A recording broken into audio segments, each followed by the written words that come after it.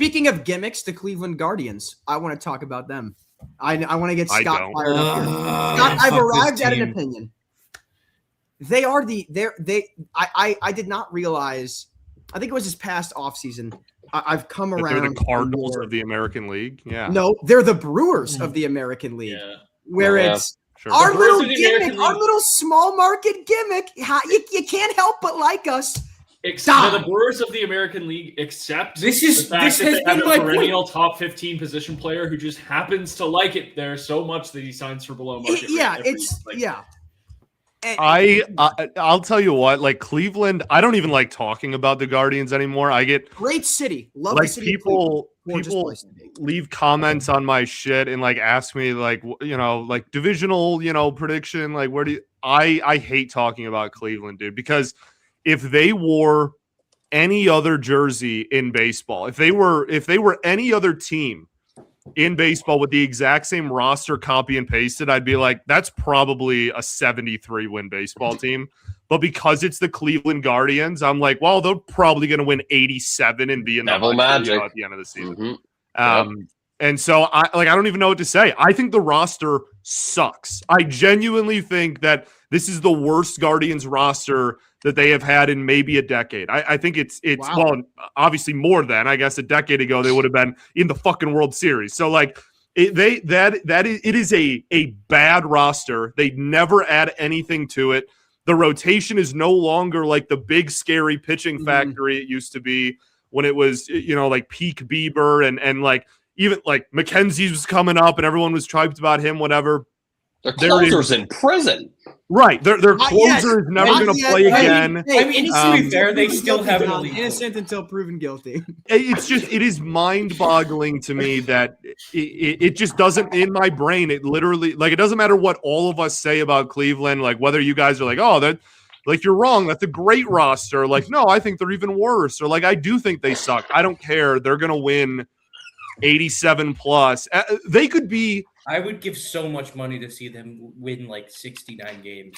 Oh, same, dude. I would do so much. I would get rid of all of my worldly possessions to see them have the worst record in baseball. Oh, I agree with you. It is a lineup of, I'm pretty sure I'm batting 8th and playing shortstop for the Guardians this year. I'm amazed that they haven't called me and asked why I'm not at spring training. Yeah, dude. It's remarkable. My favorite I also just think from the pitching side of it, they're starting to kid themselves about how far they can stretch the pitching factory thing. Yeah. The Slade Ciccone 3-starter, who are we fucking fooling? Who are we fooling with that shit? He is terrible. Like, he is so – it's not even like a Tanner Bybee thing where you're like, yeah, like, it's not amazing, but it's kind of like Mitch Keller final boss where it's like, what if Mitch Keller actually had decent stuff? Like, that's the, like, Tanner Bybee bubble. And I'm like, I can get behind that in a rotation. Yeah, like an inning feeder who's actually pretty good. And it's Rudy, like maybe a one-starter. What's your favorite thing, Rudy? My favorite thing about this whole Class A saga has been, I get most of my baseball news on Reddit these days. And I'll see every once in a while a post that's like, this is the like supposed pitch that Class A threw intentionally is a ball, and it's popped up like every once in a while, and you're like, I wonder, like, is this, was it close? And he fucking spiked that shit halfway to the plate, dude. The playoff one, he dotted every pitch in the ALDS except for the one that he threw 14 feet in front of the plate. And it's like, Scott, you're forgetting this guy's. You're forgetting the best one, which is the pitch tip bet. He batted 99 for 100. And there is one guy that still swung at it. And that is, of course, Andy Pages. Clase is literally throwing a pitch so ass to be like, no one will swing at this. And Pages was like, I'm Vlad Sr., dude. I'm letting that roll off the mound. I'm honestly shocked it wasn't Javi, but I don't know if he faced Javi anyway. But I don't know, like they've got Slade Ciccone penciled in as the SP3 with 93 stuff plus.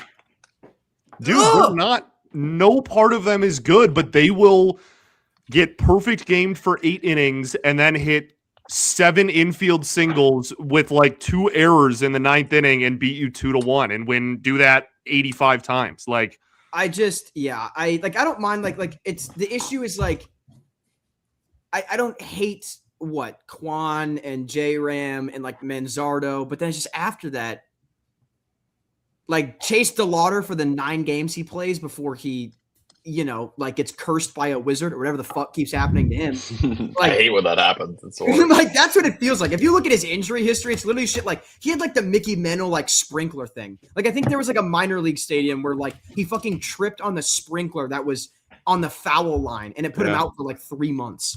Like I don't know. It just they're so strange. I'm with you where it's like we can't like I'll be the whipping boy for you where I'll say all the negative shit and then get made fun of in fucking 5 months. But like it's if not now, when? Like you said, it's the worst in 10 years. If not now, when is it truly like you just are going to win 75 games? It has to happen at a certain point. That's just the law of nature. And I think that this is maybe the year that happens. I hope. I don't know. And if we're as bullish as we all are on the Sox, like that is going to be a part of that. Like I think the White Sox have a clearly better lineup, which is crazy to say because they have Jose Ramirez. I would agree top to bottom. I would agree with that. Yeah, the depth is way better. Yeah.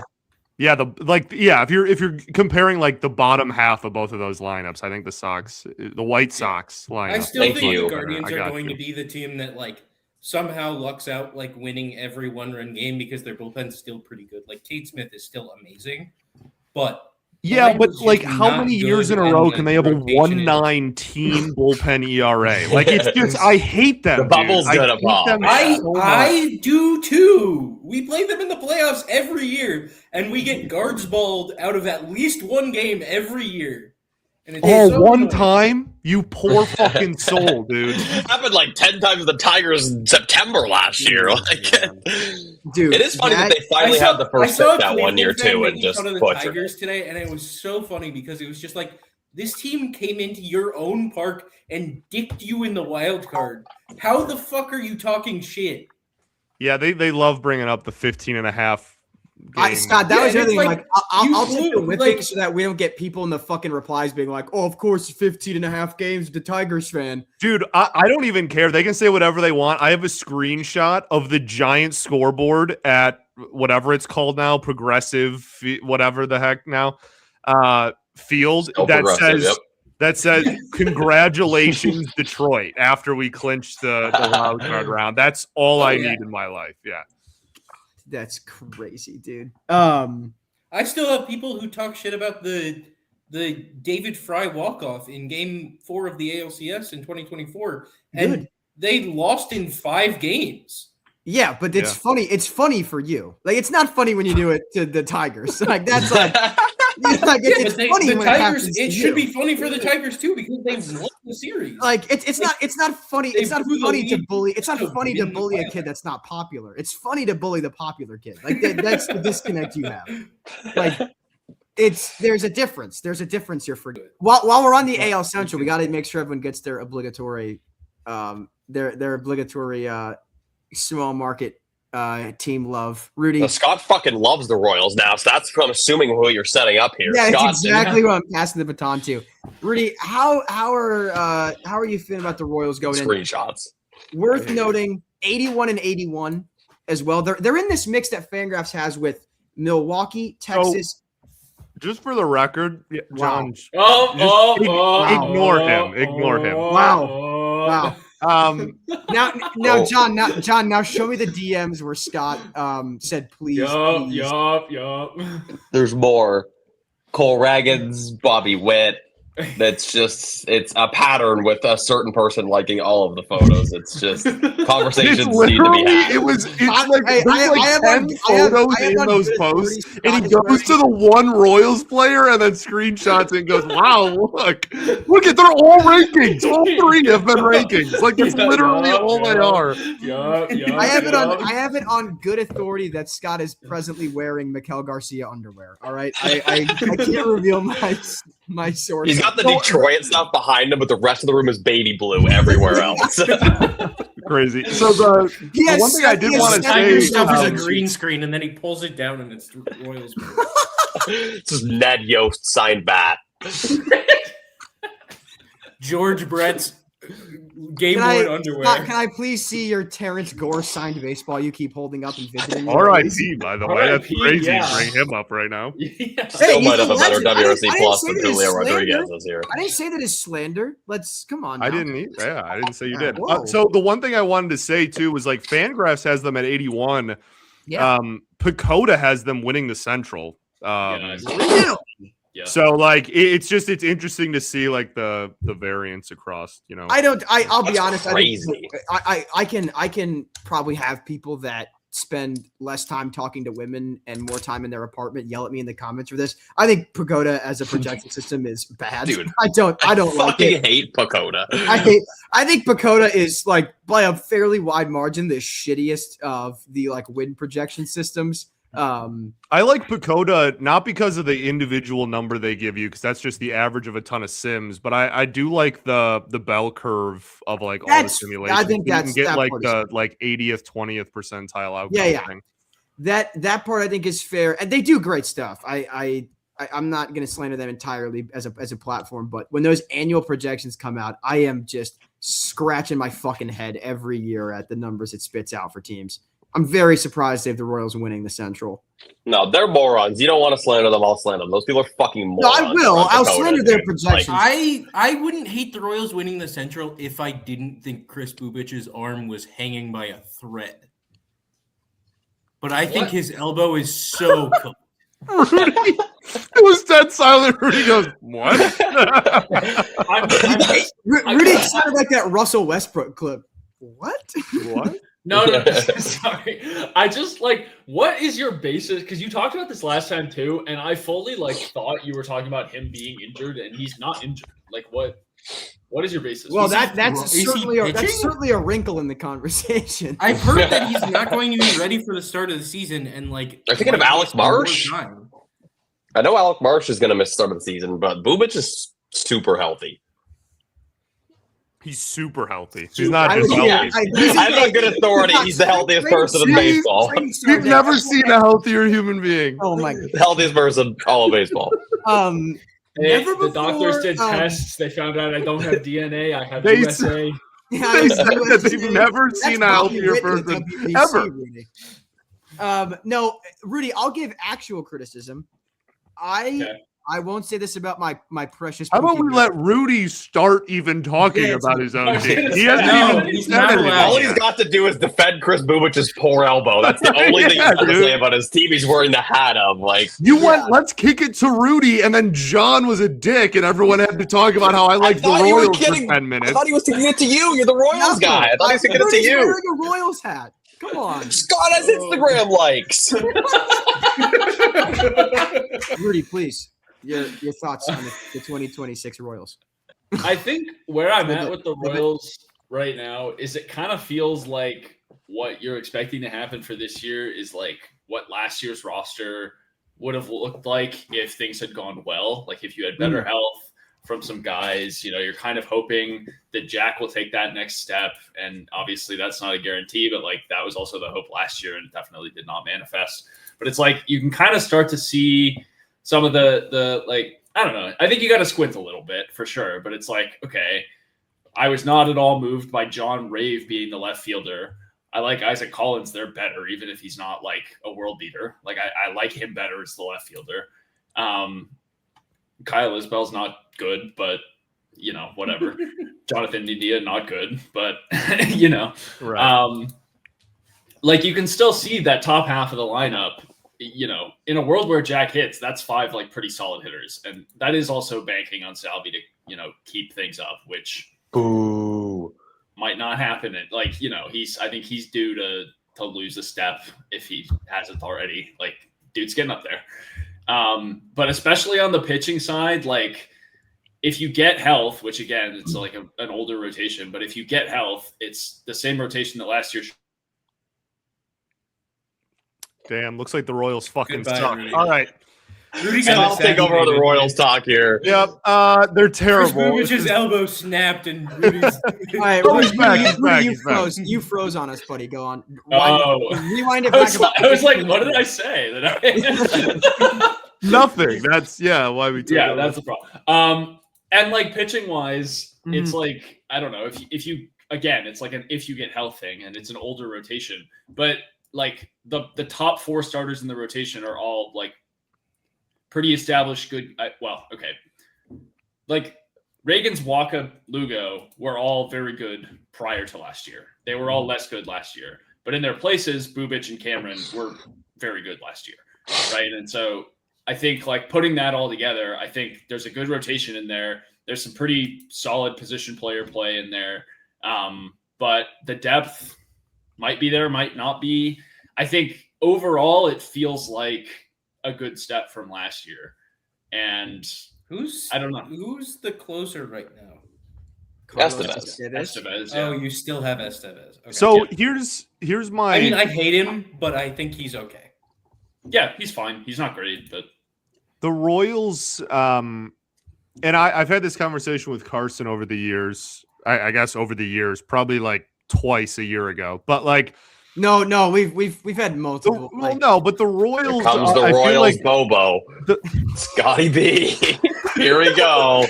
Pump up your voice, man. Scott, I get it. Go ahead. Scott, take the hoodie off. Take the hoodie off and show me the Alex Gordon jersey you have underneath that. All right. So, like, when I look at the Royals roster, I feel like it is a roster that, if Bobby Witt Jr. is healthy for the full season, has like a high floor. And like, I'm not trying to minimize some of the other like good pieces that they have, but it's almost solely because of him. Like in the sense that is a guy that legitimately, if everything works, could push like 10 WAR. And it's like, okay, well, if they have like a 75 win team without Bobby Witt Jr., if they're right, like that's comfortably below 500. That's not like a very inspiring or very good team. Okay, but then we plop a 10-win player on it, and like now they're in like the playoff conversation. I know it's not like WAR is obviously not that literal, but that's just how. And again, I know I've had that conversation with Carson too, but like that's just how I view the Royals a lot. And like obviously they had like Lugo had like the Cy Young caliber season, whatever that was 2 years ago now. I'm not trying to make it sound like they have nothing else, but it just, especially offensively, you look at that lineup and it's just like, if Bobby Witt were to go down, I mean, you are completely now reliant on Vinny and like Jack hitting, which is, hasn't, I think will happen. He's great, but like hasn't happened yet, obviously. Yeah, I think it's totally reasonable, and I mean, like I said, like there's a solid third of your lineup that's just not like. I don't have faith in Jonathan India. I don't have faith in Kyle Isbell. Carter Jensen like could be good, but he's a rookie. Again, that kind of falls into the bucket we were talking about earlier of like we kind of have a DH, like it's gonna be a rotation of guys, but it's going to involve this like rookie. And the other thing I'll say is like outside of Bobby Witt Jr., who has now kind of established himself as more of an average hitter, and I guess Michael Garcia too, like you talk about Vinny, Salvi, and Jack being like 3 of the other heavier hitters in this lineup, at least relative to the lineup. Those are power guys hitting, half their games in Kauffman Stadium. Like stadium isn't everything, but is coming in. Oh yeah, true. But yeah, no, I think it's totally valid. I mean, like, I think the rotation is there. The bullpen is fine. And like you said, the lineup, if you take Bobby Witt Jr. out, probably like a 75 win lineup. Like they don't suck as hitters, but nobody really stands out at this point. I think there's also something to be said about the potential of like a full season of Vinny. Like I feel like he's kind of been on and off and having some injury stuff going on. Like if he has the chance to put together a full season, I think there's potential for him to be more of a positive factor. But I also think that people kind of already factor that in when they're trying to evaluate this Royals lineup. Like I think you already do give a little bit of credit for Vinny being there and kind of take it for granted that he's going to be a solid hitter. So no, I think it's totally a fair evaluation of where the team is at. Yeah, Rudy, I think my real only contention is like My concerns are more in like the, obviously, apparently, Bubic has fucking barbecue chicken with extra fucking barbecue sauce for an elbow. But I'm more about Seth Lugo, where like last year there was a rather precipitous decline in the quality of his stuff, and so obviously, yeah, like he could just rebound, and this could all like, or not even rebound fully, but like that could normalize, and I could eat crow on that. But my big concern is like I feel like he's going to be relied upon to agree that like if he doesn't, like you said, you agree with Scott's analysis on where the lineup sits.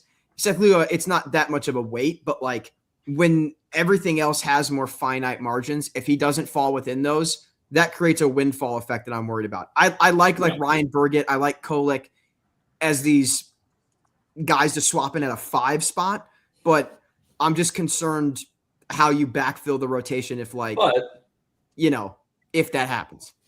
I guess that's my other point. Like I said, Noah Cameron, I don't think he's a true talent sub-3 ERA guy, but he was a 2.99 last year. He's good. He's your 5 right now. So like if you think, okay, I don't know for sure whether it's going to be Lugo or Waka, but if you think you're going to get like solid production out of one of them or some combination of the both, for sure, then that's like a 4-man rotation of Bubic, Reagans, one of Lugo or Waka or some combination, and Noah Cameron. It's still that's good, your top 4. honestly. Yeah, that's still good. It is. It's the question about the margins for them and how they can address that. And like again, this could all be for naught. They could make a move at the deadline that like brings in like a 5 starter and it's whatever. And or Alec Marsh. But the other thing I think that's worth saying as well about Bobby Witt Jr., like last year, he was like, Scott, you said he has like 10-win potential, and he did that 2 years ago, 10.5, F4.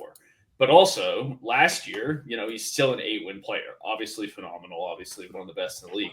But that's a 130 WRC plus when he was 169, 170 the year before. For sure. So like I think there's a meaningful difference there when you want to talk about offensive production from the entire team. Like there's a big difference from how you're approaching a roster where the best player is, a 10-win guy with a 170 WRC plus, and you really have to consider him as an offensive force, and an 8-win guy where it's a 130 WRC plus. Like that's still one of the best players in the league, but it's not the same offensive consideration that the entire lineup hinges on. For sure. And that's exactly when Carson and I had this conversation last year. That was exactly his rebuttal, was like, okay, like the 10-win thing is great, but like, he could put up a fucking 6.8 F4 season, and we'd all be like, well, that's really good, and that's still one of the better players in the league and whatnot. But that now you're still talking about obviously a substantial difference between that caliber of production and like the 10.5, and what is that difference due to the lineup over the course of 162 is obviously going to weigh a little bit, and like it shouldn't be that way. Like it shouldn't be all on it's not all on one guy's shoulders. They have other hitters that are decent, but I just think over 162 it's a lot of, and like they pay him to do that, but like it's a lot of weight to put on like the value and the production of one guy, where if he doesn't do his 80th percentile outcome, then you're kind of hosed. Right. And I have 2 more thoughts, and then I think that's most of what I have to say about the Royals. One of those is, I think to some extent, you want to talk about taking like a team that's slightly sub 500, putting a 10-win Bobby Witt Jr. on, and then they make the playoffs. I think that's like also exactly what we saw 2 years ago. They made the playoffs. They went to the wild card series against the O's, and like they were the team that got a run off of the other team's elite starting pitcher, right? And then, I mean, like over the course of 2 games, there were like 5 runs scored total in that. Like, It was such a low-scoring series. And so, like, I don't know, realistically, how far is that going to take you? I'm not sure. And that is like, that's the best case scenario, Bobby Witt Jr. Like, you cannot ask for a better season from Bobby than you got in 2024. Maybe he can repeat that. That would be, I don't think it's out of the question. I think it would be fantastic. But yeah, that's like the best case scenario, and it's pretty much exactly what you described. So I think you need guys to pick up weight elsewhere for the lineup to really be any better than that. Like, there's nothing more that Bobby can do. And the other thing I'll say is, like, throughout this discussion, we, but certainly I have been taking for granted that, like, Salvi's one of the productive hitters in the lineup. He was a sub-average. Like, he was 95 WRC plus last year, and he's 35 years old, and he's caught for a lot of innings. So you can say, like, you know, I think he brings value as a leader. I think he brings value to the pitching staff. Like, you know, to the extent that intangibles exist, I think they're there with him and the impact that he has on the team. But he might not be that guy, in which case you're talking now about over half the lineup being subpar or under average hitters. So I will say, to give credence to the Salvi's not washed argument, rather unlucky last year. We're talking about a guy that had like a 360 xwOBA. And so for a guy to have a 360 xwOBA and OBP worse than PCA is like, that's shocking. I mean, I think you have to kind of you do kind of have to numbers never lie. That he's a 35-year-old catcher who cannot physically run the bases. I was also going to say, when you talk about OBP being worse than PCA, this is a guy who runs at probably half the speed. I don't even think it's half. Actually, that's a fun hypothetical. Do you think a PCA run around the bases twice? Like, do you think? Actually, we can look this up. I'm curious what the. We have sprint speed at least. Yeah, which is only like, you know, maximum outlier stuff, but still. If you had the, it's fun for the hypothetical. If you had to slap a percentage, sorry, finish this thought. Okay, I maybe have grossly over-exaggerated what the difference between like 100th percentile sprint speed and like a 3rd percentile is. PCA 96th percentile at 29.5. Salvi was 3rd at 24.4. I thought the gap would be bigger.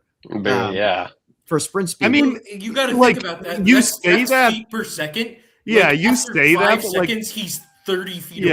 30 feet ahead. 5 feet per second is a ton. Like, that is a lot. That is substantial amount. The difference between I did look this up for the. There is a full 7 feet per second difference between Giancarlo Stanton and Victor Scott II. I was curious, but it's not his fault. It's not his fault. 7 feet per second. Damn. That's 30% worse than the gap between Salvi and PCA. Yeah. Yep.